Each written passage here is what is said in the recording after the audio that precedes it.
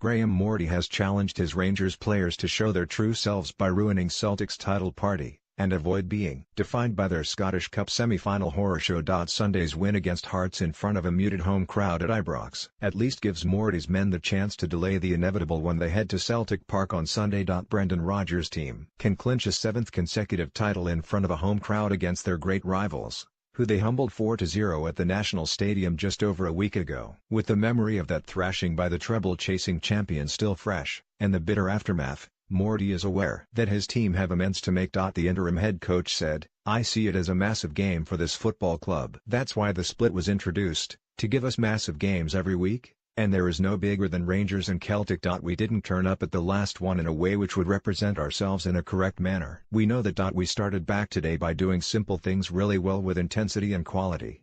We need to do more of the same. Listen, we were all hurting last week.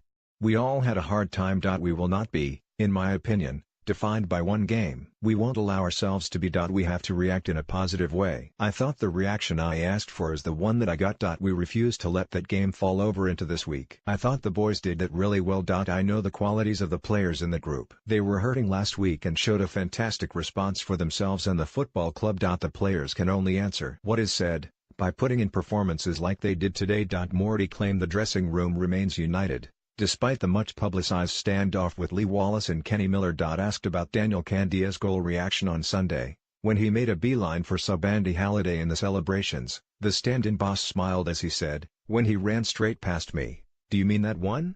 I don't know if it was pre-planned, I don't know anything about it, but everyone was in. The atmosphere and spirit within the group has been good all week.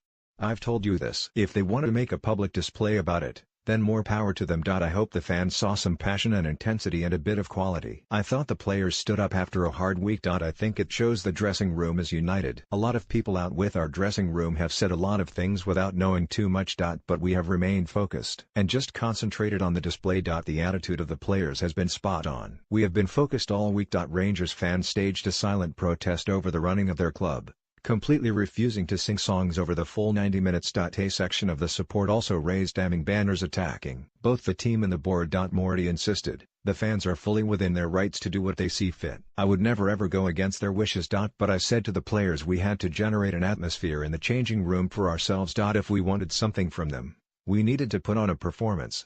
I thought there were times when we were on the brink of clicking into a high gear." Goalkeeper Wes Foderingham missed the game with a shoulder injury and may be a doubt for next Sunday's showdown, while Bruno Alves is sidelined with a hamstring pull. Hearts boss Craig Levein confessed, "None of us are feeling particularly positive right now. I thought we could have won the game today. I didn't feel Rangers were at their best.